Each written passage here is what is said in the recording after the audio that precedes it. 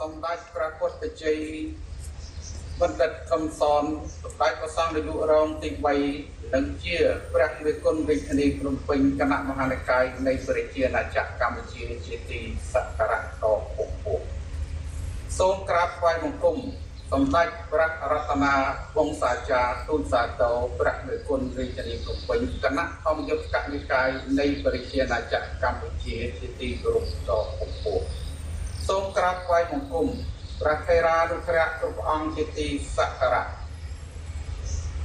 សូមគោរពលោក Elder Gareth W. កងសមាជិកនៃក្រុមឧស្សាហ៍នៃពួកសាវកសាសនាចក្រនៃព្រះយេស៊ូវគ្រីស្ទពួកបរិសុទ្ធថ្ងៃចុងក្រោយជាទីគោរពរាប់អានឯកឧត្តមលោកជំទាវសមាជិកសមាជិកាព្រឹទ្ធសភារដ្ឋសភានិងរាជរដ្ឋាភិបាលជាទីគោរពឯកឧត្តមលោកជំទាវចក្ររាជទូតតំណាងអង្គទូតនិងថ្នាក់ដឹកនាំក្រសួងស្ថាប័នលោកអ្នកអង្គការលោកស្រីមន្ត្រីរាជការក្រសួងធម្មការនិងសាសនាតំណាងអ៊ីស្លាមសាសនានាយកកិត្តិយសជាតិនិងអន្តរជាតិព្រមទាំងអង្គវិធីទាំងមូលជាទីគោរពរាប់អានថ្ងៃនេះខ្ញុំប្រកាសថាខ្ញុំពិតជាមានកិត្តិយសដ៏ឧត្តមឧត្តមនិងមានសេចក្តីសោមនស្សរីករាយជាអាឡែកដែលបានការទទួលការអនុញ្ញាតពីសម្ដេចមហាបវរធិបតីហ៊ុនម៉ាណែតនាយករដ្ឋមន្ត្រីនៃប្រជាណាចក្រកម្ពុជាបានចាត់ឲ្យតំណាងដ៏ខ្ពស់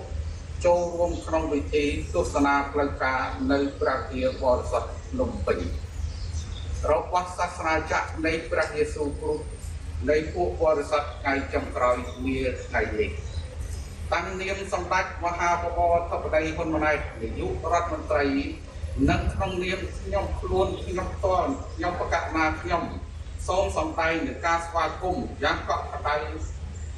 ចំពោះវត្តមានរបស់លោក Elder Gareth W. កងដែលនឹងគណៈប្រតិភូដឹកនាំជាន់ខ្ពស់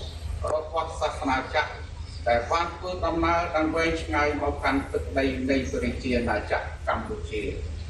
ញ៉ាំងឲ្យពិធីទស្សនាព្រះវិហារបរិសុទ្ធដ៏ស្រស់ស្អាតកម្មស្កាយនេះកាន់តែមានអត្ថន័យជ្រាលជ្រៅជាប្រវត្តិសាស្ត្រសម្រាប់សមាគមគ្រឹះបរិស័ទនៅកម្ពុជាសំណង់ស្ថាបត្យកម្មប្រកបទៅដោយប្រណិតភាពនៃព្រះវិហារបរិសុទ្ធភ្នំពេញតែយើងកំពុងទស្សនានៅពេលនេះមិនត្រឹមតែជាសមិទ្ធផលរូបវន្តដ៏ស្កឹមស្កៃបង្ហាញពីការរីកចម្រើនខាងជំនឿសាសនានៅក្នុងប្រទេសកម្ពុជាប៉ុណ្ណោះទេ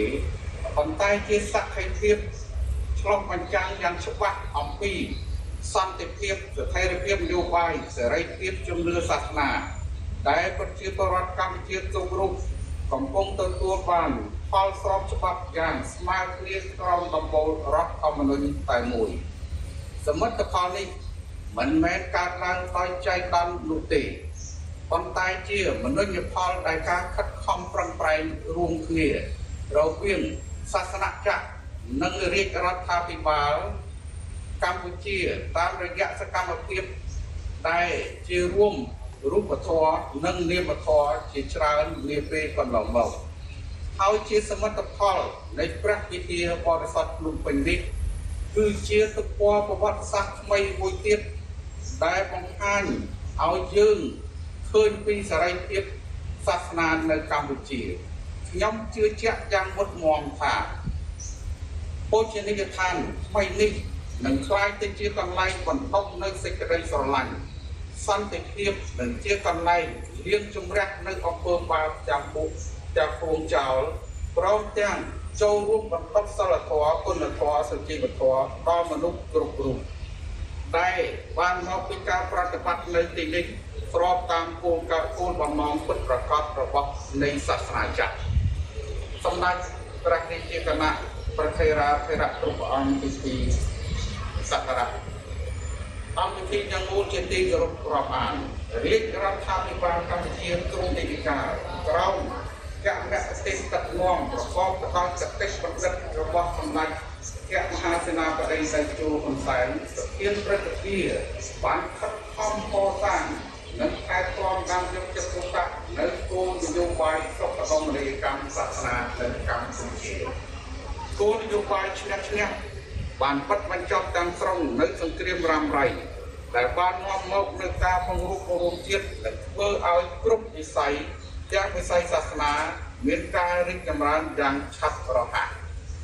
រាជរដ្ឋាភិបាលនីតិកាលទី7នៃរដ្ឋសភាក្រោមការដឹកនាំប្រកបទៅដោយភាពប្រកបនិយម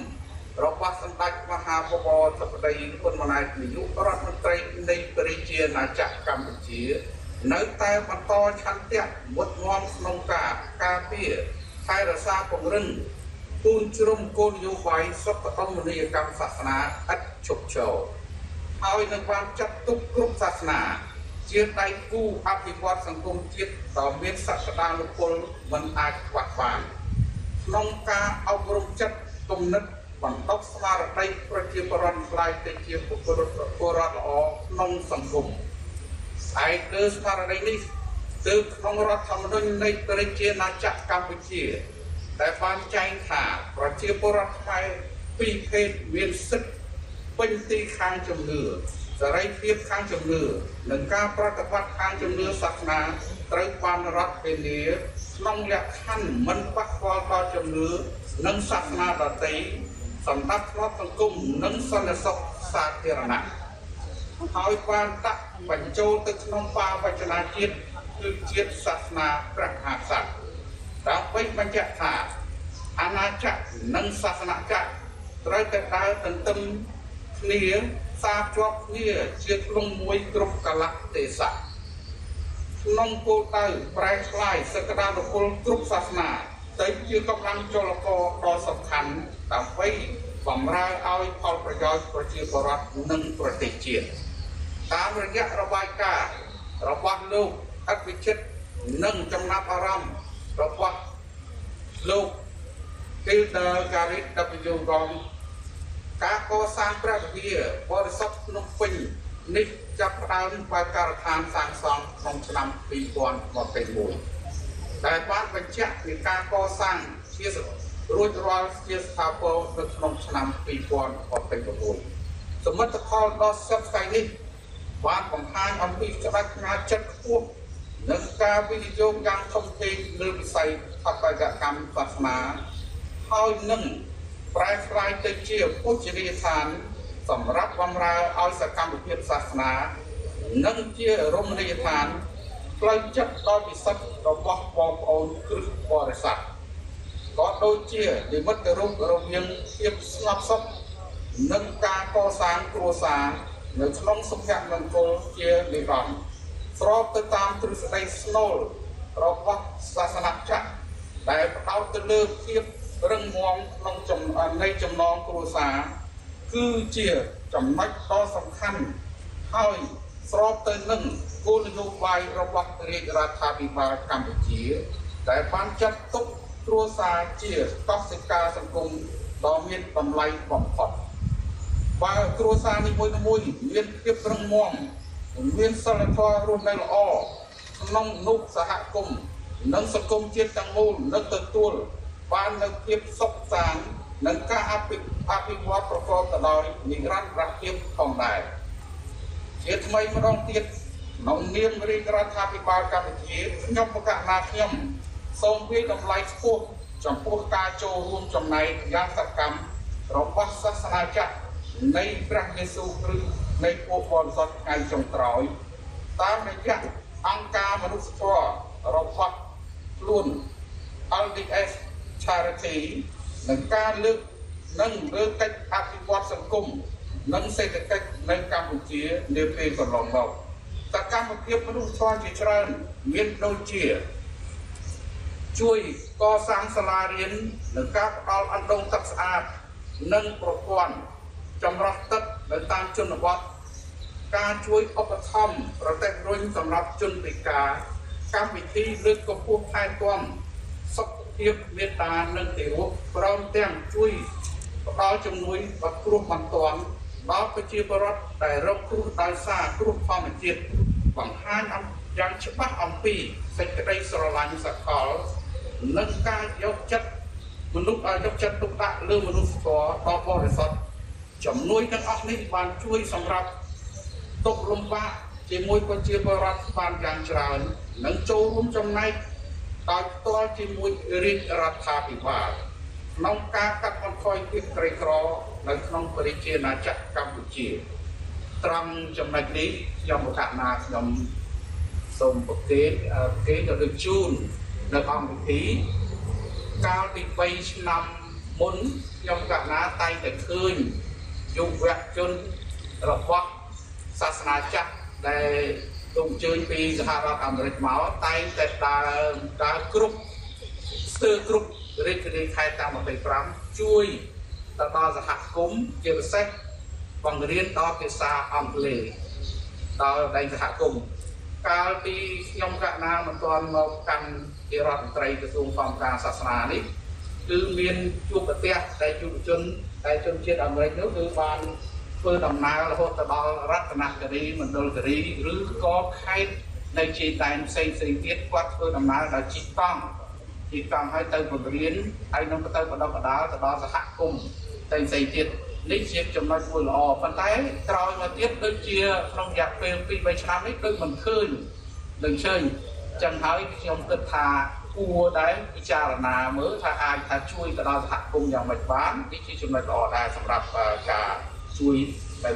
ជាមួយនឹងសហការជាមួយនឹងរាជរដ្ឋាភិបាលជាពិសេសទៀតរដ្ឋបាលថ្នាក់ក្រោមជាតិបាទតែពេលចំណុចនេះគឺបានលើកឡើងមិញគឺជារបស់នៃសាវកដែលប្រយុទ្ធកងបានលើកហើយអ្វីនេះគឺគឺជារូបដែលចិត្តក៏បានលើកឡើងដែរអ្វីនេះក៏សូមអរគុណក្នុងនាមក្រសួងធម្មតាសាសនាក៏សូមអរគុណដល់សាសនាចាស់និងគ្រឹះទាំងមូលក៏ដូចជាសាសនាផ្សេងទៀតនៅក្នុងភារៈសាសនាទាំងមូលក៏ដូចជាពុទ្ធសាសនាដែលទៅចូលរួមជាមួយរាជរដ្ឋាភិបាលគ្រប់ទីកន្លែងបាទសូមអរគុណច្រើនណាស់បច្ចុប្បន្ននេះរាជរដ្ឋាភិបាលនីតិកាលទី7រដ្ឋាភិបាលបាននឹងកំពុងអនុវត្តយ៉ាងសកម្មនៅយុទ្ធសាស្ត្របញ្ញកោណដំណាក់កាលទី1និងវិធានការគន្លឹះធានាដើម្បីជំរុញការអភិវឌ្ឍប្រទេសជាតិឲ្យឈានទៅសម្រេចបាននូវចក្ខុវិស័យកម្ពុជាឆ្នាំ2050ដើម្បីទទួលបានភាពជោគជ័យក្នុងការអនុវត្តយុទ្ធសាស្ត្របញ្ញកោណដែលបានដាក់ចេញនៅចក្ខុវិស័យខាងលើទាមទារឲ្យមានការចូលរួមពីគ្រប់មជ្ឈដ្ឋានទាំងអាណាចក្រនិងសាសនាចាស់ជាពិសេសពង្រឹងទាមទារពលរដ្ឋល្អក្នុងសង្គមដែលមានអរិយធម៌ខ្ពស់ប្រកបទៅដោយសិលធម៌សមធម៌និងបរិយាបន្នជាពិសេសការកសាងនៅមូលធនមនុស្សគ្រប់សាសនាជាកម្លាំងចលករដ៏មានសក្តានុពលក្នុងការជំរុញឲ្យមនុស្សនៅក្នុងសង្គមចេះពីរបៀបរស់នៅរួមគ្នានិងចេះយោគយល់គ្នាផ្ដល់តម្លៃឲ្យគ្នាទៅវិញទៅមកគោរពច្បាប់រដ្ឋនិងការចូលរួមចំណែកជាមួយគ្នាទៅវិញទៅមកក្នុងគ្រាលំបាកដោយមិនមានការរើសអើងពណ៌សម្បុរភូមិសាស្ត្រនិងជំនឿសាសនាឡើយក្នុងន័យនេះខ្ញុំប្រកាសថាខ្ញុំសូមអំពាវនាវដល់ថ្នាក់ដឹកនាំអូជាចារ្យនិងគ្រឹះសាសនិកទាំងអស់បន្តយកចិត្តទុកដាក់នាំទ្រឹស្ដីនៃការអប់រំល្អរបស់សាសនាចាស់ទៅផ្សព្វផ្សាយនិងអប់រំបណ្ដុះបណ្ដាលដល់បរិស័ទរបស់ខ្លួនឲ្យបានយល់ជ្រៅជ្រាបកាន់តែច្បាស់អំពីគុណតម្លៃជាមួយការចូលរួមការរស់នៅជាមួយគ្នាដោយសន្តិភាពចូលរួមទាំងអស់គ្នាដើម្បីអភិវឌ្ឍសេដ្ឋកិច្ចសង្គមការពារសុខសន្តិភាពអត្តសញ្ញាណជាតិនិងលើកតម្លៃសិលធម៌សង្គមទន្ទឹមនឹងនេះសហការជាមួយក្រសួងធម្មការនិងសាសនាដើម្បីទប់ស្កាត់ឲ្យខានតែបាននៅការយកសាសនាធ្វើជាឧបករណ៍បម្រើផលប្រយោជន៍បុគ្គលឬក្រុមដែលធ្វើឲ្យប៉ះពាល់ដល់សេចក្តីថ្លៃថ្នូរនៃជំនឿសាសនានិងសន្តិសុខសង្គមសម្ដេចព្រះរាជាគណៈប្រធារាធិរាជគ្រប់ព្រះអង្គវិធីទាំងមូលជាទីឧបសក្ការៈនិងរាប់អានក្នុងបរិបទនៃពិភពលោកដែលកំពុងប្រឈមទៅនឹងវិបត្តិជាសកលសម្រាប់កម្ពុជាយើងស្មារតីនៃការ ចូលរួមជាតិគឺជាកត្តាចាំបាច់ក្នុងការកំណត់នៃជោគជ័យជាក់ស្ដែងនៅពេលថ្មីនេះនៅពេលដែលប្រទេសជាតិជួបប្រទះនឹងបញ្ហាប្រឈមនានារួមទាំងបញ្ហាតាមព្រំដែន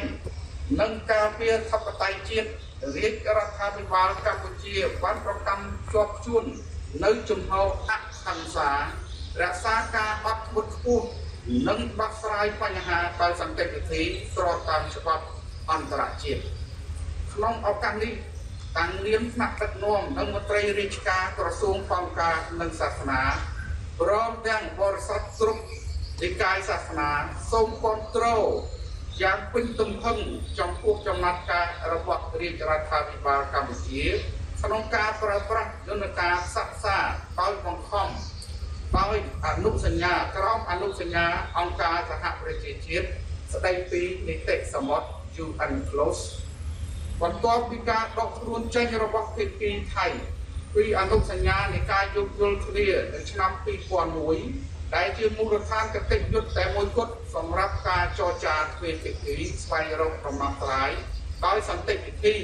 លើការទាមទារដែនសមុទ្រត្រួតស៊ីគ្នារវាងប្រទេសទាំងពីរការអនុវត្តយន្តការសិក្សាដោយបង្ខំនេះគឺជាជំហានស្របច្បាប់ប្រកបទៅដោយឆន្ទៈនិងការទទួលខុសត្រូវខ្ពស់ក្នុងការបន្តស្វែងរកដំណោះស្រាយដោយសន្តិវិធីនិងយុត្តិធម៌នៅចំពោះមុខអន្តរជាតិបន្ទាប់ពីក្របខ័ណ្ឌភាគីក្នុងការស្វែងរកដំណោះស្រាយដោយសន្តិវិធីរវាងប្រទេសទាំងពីរត្រូវបានប្រើប្រាស់អស់លទ្ធភាពជាងនេះទៅទៀតតាំងនាមសម្ដេចមហាបវរធិបតីនាយករដ្ឋមន្ត្រីខ្ញុំបកណាខ្ញុំពិតជាមានមោទនភាពយ៉ាងខ្លាំងដែលបានឃើញស្មារតីជាតិនិយម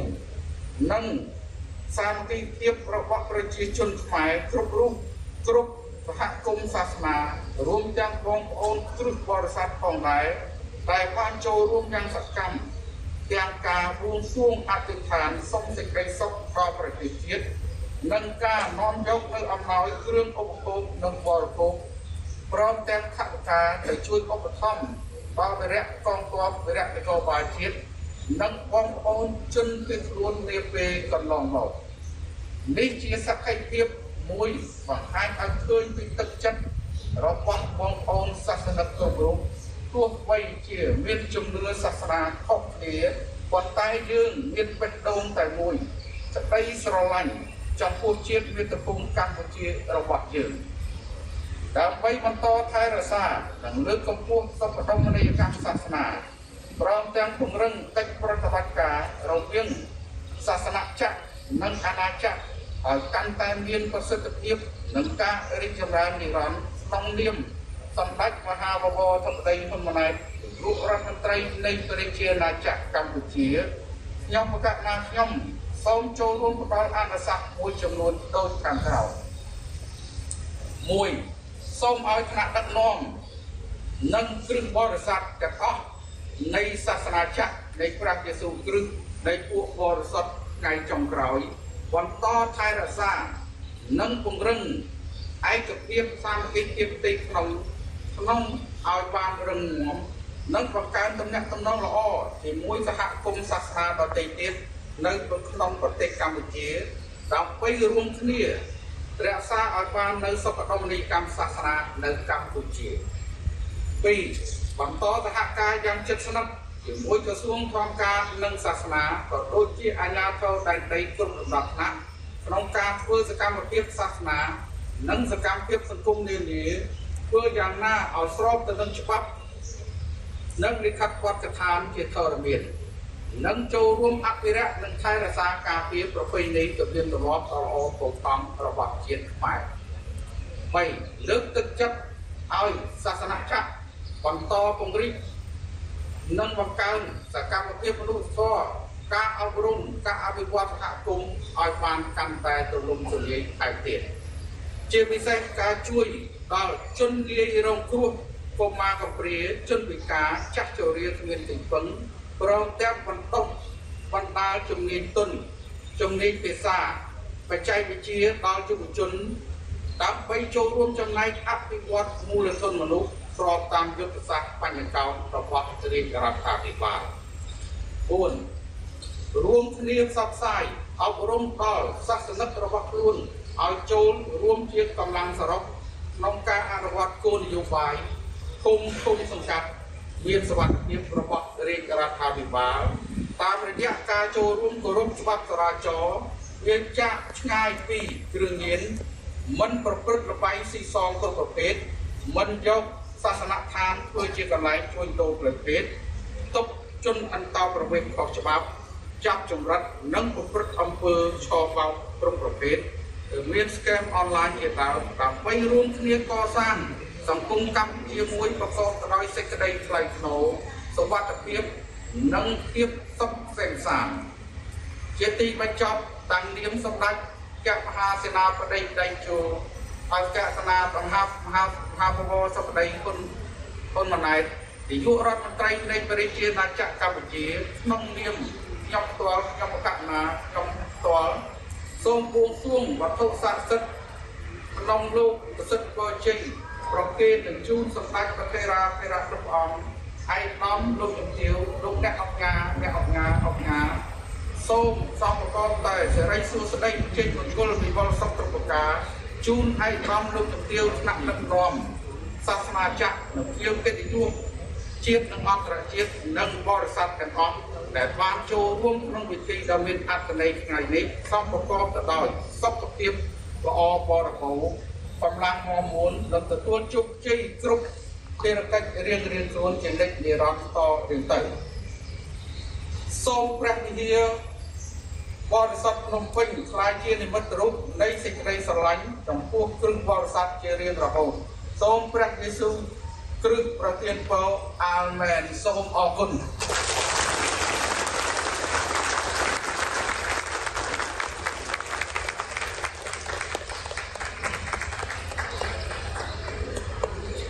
ខ្ញុំសូមគោរពអរគុណដល់ពុទ្ធពូជស្អាយដំបណ្ឌិតចៅបរិនរដ្ឋមន្ត្រីក្រសួងធម្មការនិងសាសនាតំណាងរបស់ពុទ្ធពូសម្ដេចមហាបវរធិបតីហ៊ុនម៉ាណែតនាយករដ្ឋមន្ត្រីនៃព្រះរាជាណាចក្រកម្ពុជាចំពោះសន្ទរកថាប្រកបទៅដោយខ្លឹមសារនិងអនុសាសន៍របស់ពុទ្ធពូខណៈនេះខ្ញុំក៏សូមគ្រប់អញ្ជើញសាវកងជូនវត្ថុអនុស្សាវរីយ៍ជូនឯកឧត្តមបណ្ឌិតចៅបរិនរដ្ឋមន្ត្រីក្រសួងធម្មការនិងសាសនាតំណាងដល់ពុទ្ធពូសម្ដេចមហាបវរធិបតីហ៊ុនម៉ាណែតនាយករដ្ឋមន្ត្រីនៃព្រះរាជាណាចក្រកម្ពុជា